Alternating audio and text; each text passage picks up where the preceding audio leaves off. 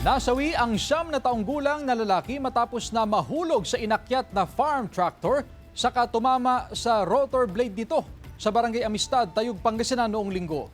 Sa ulat ng Tayug Police, naganap ang insidente habang umaandar ang traktor. Ilang beses umanong pinagsabihan ng driver ang 5 bata kabilang na ang biktima na lumayo sa traktora. Habang nag-aararo ang driver, hindi raw niya napansin na umakyat ang bata sa ibabaw ng rotor kung saan nadulas at aksidenteng tumama sa rotor blade. Agad dinala ng driver ang bata sa ospital pero idineklarang dead on arrival. Dinala sa kustodiya ng pulisya ang driver. Nagkaroon na rin ng pag-uusap ang driver at kaanak ng biktima.